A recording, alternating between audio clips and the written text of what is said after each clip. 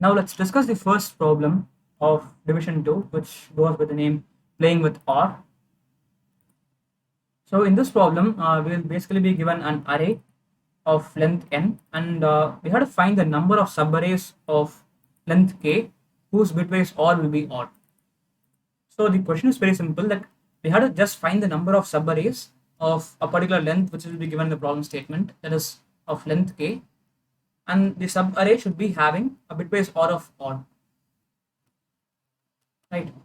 Now let's look at the sample test cases to understand this problem. So in the first test case, the given value of k is 2. That is, we'll be looking at subarrays of length 2.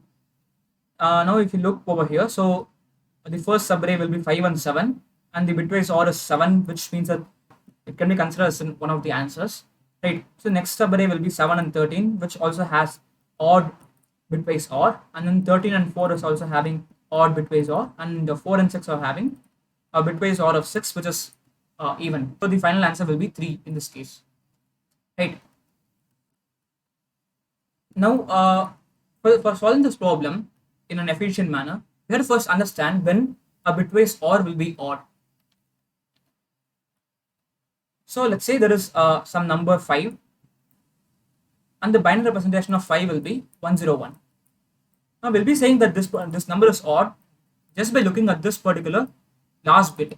So whenever the last bit in binary representation is 1, then that particular number will be odd. Now in the case of 6, we'll be having the binary representation as 1, 1 and 0. Now if you see, the last bit is 0, hence the binary representation, hence the number will be an even number and not an odd number. Right. Same goes for the case of 4. So in the case of 4, the binary representation will be 1, 0, 0. Hence the last number is 0, so the number will be considered even. Right. So whenever we want to categorize some number as odd or even, we'll be looking at the binary representation. So if the binary representation, the last bit is 1, then it will be an odd number. Otherwise, it will be an even number. Now, how is it related? How can we use this information to solve this problem? So we basically want the bitwise OR to be odd, right? So let's take two numbers, that is 5 and then 2, and then let's take the OR between them, right? So 5 OR 2 will be 7. Now, without computing the actual OR, can we just say that the final answer will be odd or even just by looking at these particular numbers? Actually, the answer is yes. So how can we do that? So whenever there is an odd number that is involved in the subarray, then that particular bitwise OR will definitely be odd. So whenever we have an odd number, it's sure that the last number will definitely be turned up. That is, the last bit will definitely be set. So this 2 will be trying to add something to this particular bit representation, but it will not be taking anything out of it. So that's the logic of OR. So whenever we do OR of two numbers, the two numbers will be adding something to the bitwise operation, but it won't be taking anything away from the binary representation.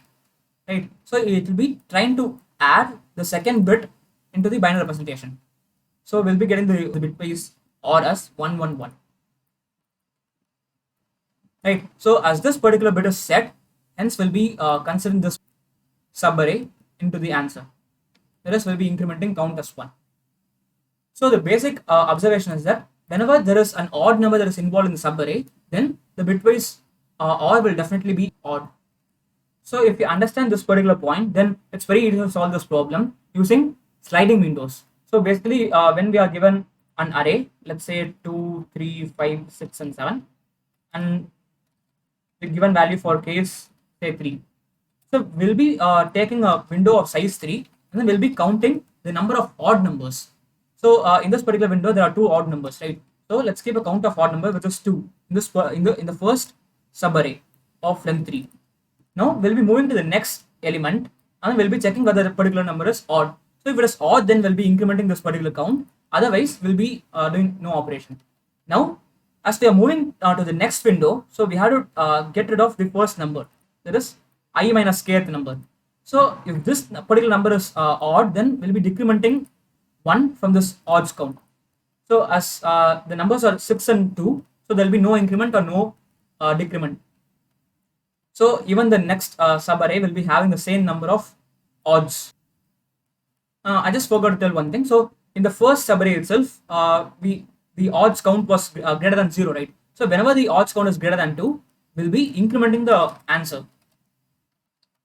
When should this be done? So whenever this odd counts is greater than 0, right? Now for each and every index, we'll be doing increment and decrement. So for all the i's that goes from 0 to n or n minus 1, if we take in 0 based indexing, so we'll be basically looking at the particular element. So if that element is odd, then we'll be incrementing the odds count. So if the current number, let's say b of I is odd, we'll be incrementing the odds count, odd plus plus. As we are pushing the window, so we'll be basically getting rid of the first number of the previous window. So how can we do that? So we'll be checking the previous window's first element, which is I minus k. So if that particular index is having an odd element, then we'll be decrementing the count. Now, if this count is greater than 0, then we'll be incrementing the answer. So this is how we can solve this problem. Now let me just show you the code for this problem.